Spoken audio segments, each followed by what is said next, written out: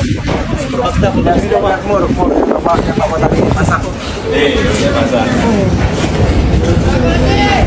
Mas, jangan coba-coba, jangan nyongkel. Berapa karat, Pak? 24 karat.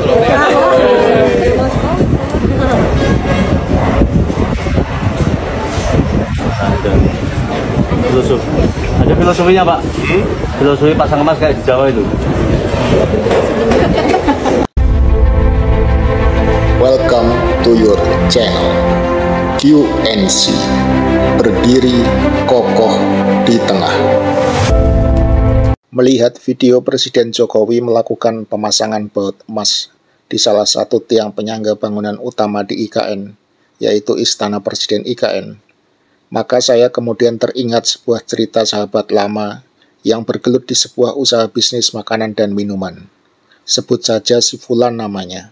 Fulan menceritakan suka dukanya kepada saya beberapa waktu lalu saat kami bertemu dalam sebuah acara reuni sebuah alma mater perguruan tinggi. Saat itu kami sudah begitu lama tidak berjumpa, hampir 15 tahun lamanya semenjak peristiwa lengsernya Soeharto pada 1998. Karena kami masing-masing harus melanjutkan pekerjaan yang kami geluti di wilayah yang berbeda. Singkat cerita, sahabat saya Fulan mulai bercerita tentang pengalamannya. Setahun setelah lengsernya Soeharto dari tahtanya yang diduduki selama 32 tahun, saya bergabung di sebuah perusahaan yang bergerak di bidang penyedia makanan dan minuman.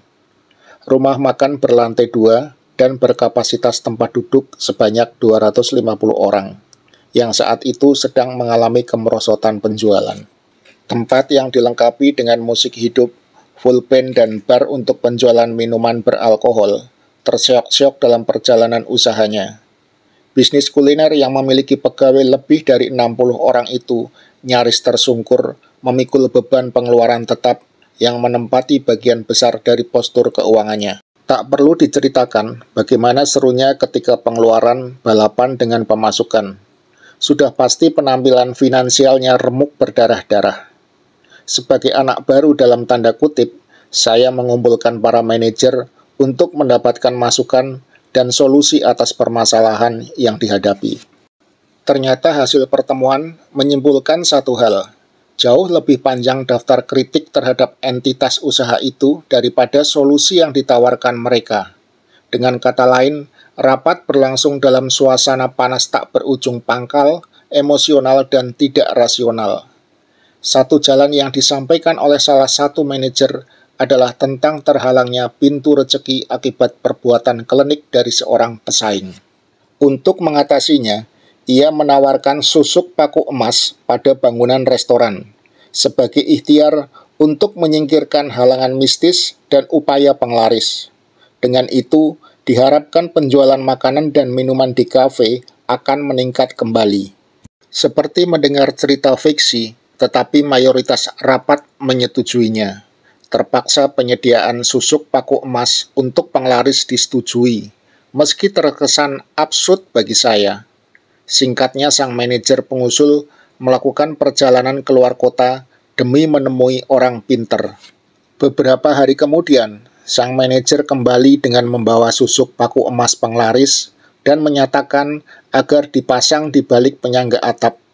Maka dipasanglah susuk paku emas itu di atas plafon sedemikian rupa. Selain itu, dipesan oleh orang pinter yang ditemui oleh manajer tersebut, setelah pemasangan susuk paku emas, kami diharuskan melakukan acara keramaian untuk masyarakat sekitar bangunan kafe. Sampai 3 bulan susuk paku emas terpasang, tidak menunjukkan pengaruh sama sekali. Penjualan masih diam tak beranjak dari posisi bawah. Kondisi tersebut kadang membuat jantung saya berhenti berdegup.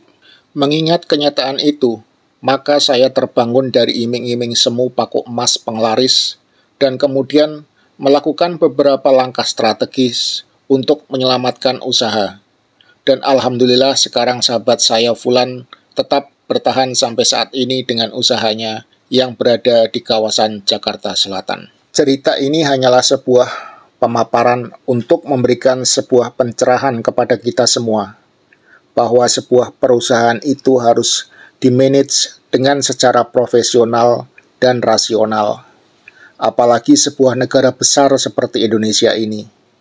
Bagaimana mungkin negara ini akan membawa kesejahteraan hidup bagi seluruh rakyatnya jika pemimpinnya berpikiran secara tidak profesional dan irasional, seperti mempercayai paku atau baut emas sebagai sarana syirik untuk mencapai sebuah keberhasilan. Semoga bangsa dan negara Indonesia ini segera terbebas dari masa kegelapan akibat kebodohan dari Orde Dungu yang telah menguasai negara selama hampir 10 tahun ini, di mana seluruh rakyat Indonesia hanya dibawa dalam sebuah iming-iming semu atas sebuah kemajuan bangsa dan negara.